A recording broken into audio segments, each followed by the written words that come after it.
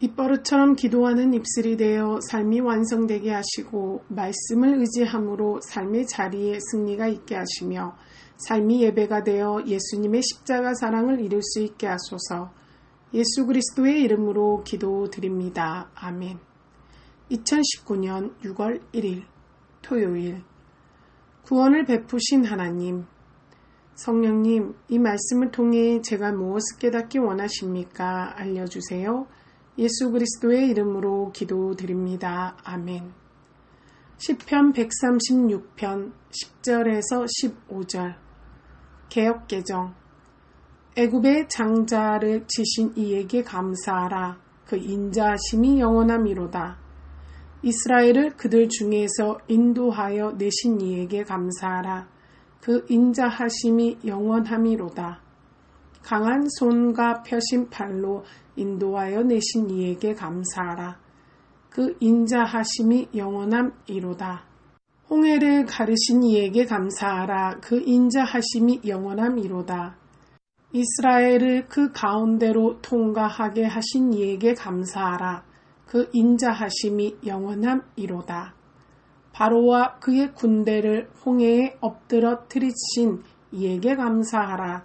그 인자하심이 영원함이로다. 아멘. 쉬운 성경.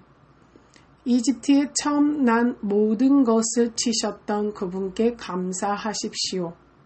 그분의 사랑은 영원합니다.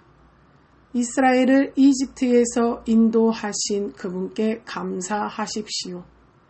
그분의 사랑은 영원합니다. 강한 손과 펴신 팔로 이스라엘을 이끄신 그분께 감사하십시오. 그분의 사랑은 영원합니다. 홍해를 둘로 나누셨던 그분께 감사하십시오. 그분의 사랑은 영원합니다.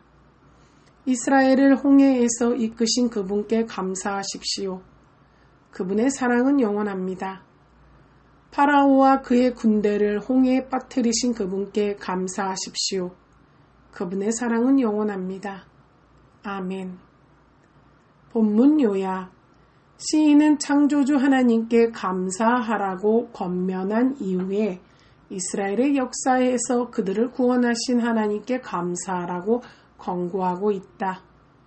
절별 해설 10절. 애굽의 장자를 치신 이에게 감사하라. 애굽의 장자를 치신 이에게에 해당하는 히브리어 문장을 직역하면 그들의 장자 안에서 애굽을 치신 이에게로 해석된다. 단어의 배열 구성을 보면 애굽에 해당하는 미츠라임이 장자를 뜻하는 베코르보다 앞에 나와 있다. 이것은 하나님이 애굽의 장자들을 치심으로 결과적으로 애굽을 심판하셨다는 의미를 담고 있다. 당시 문화에서 장자는 그 가문을 상징한다는 의미에서 장자의 죽음은 가문의 멸망을 의미하였다. 한편 시인이 애굽의 장자를 치신 이에게 감사하라고 하는 이유는 하나님께서 이런 일을 행하신 이유가 그분의 백성을 향한 자비를 근간으로 하고 있기 때문이다. 하나님이 애굽을 치신 이유는 그들의 악함보다 본질적으로 그분의 백성을 구원하기 위함이었다. 하나님이 애굽을 치시지 않았다면 이스라엘은 종살이의 속박에서 벗어나지 못했을 것이다. 그래서 시인은 하나님께서 애굽을 치심에 대해서 감사해야 한다고 말하는 것이다. 11절. 이스라엘을 그들 중에서 인도하여 내신 이에게 감사하라. 출애굽의 외적인 현상만 보면 모세가 백성을 이끌고 애굽을 나온 것으로 이해할 수 있다. 그런데 성경의 저자들과 본문의 시편 기자는 이 모든 과정을 직접 인도하신 이는 모세가 아니라 하나님이시라고 고백하고 있다. 이는 이스라엘의 출애굽 역사가 하나님께서 기획, 연출, 심지어 주인공으로 직접 참여하신 작품이라는 것이다. 그래서 그분께 감사해야 한다고 권고하고 있다. 12절. 강한 손과 펴신 팔로 인도하여 내신 이에게 감사하라. 시인은 하나님께서 직접 출애굽의 역사를 이끄셨다는 구체적인 증거로 그분의 강한 손과 펴신 팔을 언급하고 있다. 강한 손이 하나님의 강력한 힘을 상징한다면 표심팔은 그 강력한 힘을 그분의 백성을 향하여 사용하셨다는 의미다. 13절 홍해를 가르신 이에게 감사하라. 본문에 나오는 홍해에 해당하는 히브리어는 얌, 스프로 문자적인 뜻은 갈대의 바다다.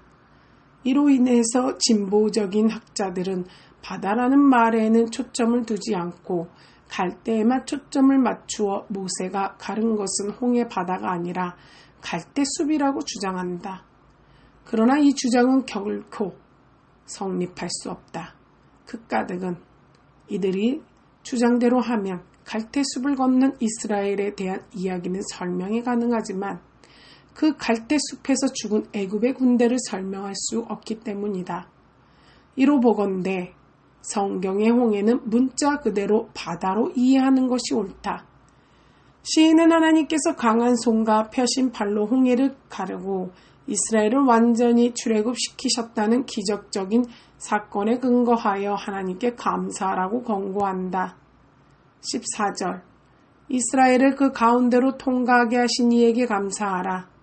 시인은 하나님께서 이스라엘로 홍해를 통과하게 하신 것에 대해서 감사해야 한다고 고백한다. 하나님의 강한 손과 펴신 팔이라는 그림에서 볼 때 홍해 바다를 통과하는 장면은 이스라엘이 통과하는 동안 하나님께서 그분의 펴신 팔로 그 물벽을 막고 계시는 그림이 연상된다.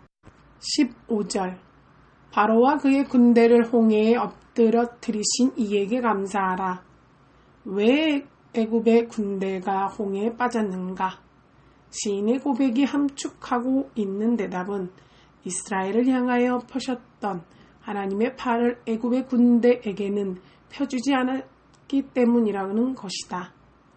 저자의 묵상 성경의 역사에서 가장 다이나믹한 역동적인 기록이 있다면 그것은 400년간 애굽의 포로로 붙잡혀 있던 이스라엘을 출애굽시키신 하나님의 역사다.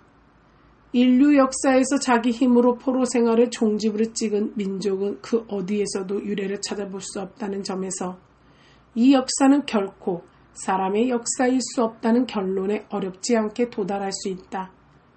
그렇다면 이 역사는 누가 일으키신 것인가? 성경의 저자는 하나님께서 아브라함에게 이스라엘의 식민 생활과 회복을 예언하신 시점부터 창세기 15장 13절에서 14절 주도적으로 계획하신 사건이라고 기록한다. 하나님은 출애굽의 역사를 위하여 모세를 준비하셨을 뿐만 아니라 친히 그분의 강한 손과 펴신 팔을 동원하여 이스라엘을 구원하여 내셨다. 이 출애굽의 역사가 우리에게 감동을 주는 까닭은 하나님께서 그분의 백성을 위하여 일하신다는 사실을 구체적으로 보여주기 때문이다. 무릎기도 이스라엘의 역사 속에서 일하여 주시는 하나님, 오늘도 동일하게 나의 삶에서도 하나님께서 일하실 것을 믿고 하나님만을 의지하게 해 주소서. 예수 그리스도의 이름으로 기도드립니다. 아멘. 주기도문. 하늘에 계신 우리 아버지여, 이름이 거룩히 여김을 받으시오며 나라가 임하시오며 뜻이 하늘에서 이루어진 것 같이 땅에서도 이루어지이다.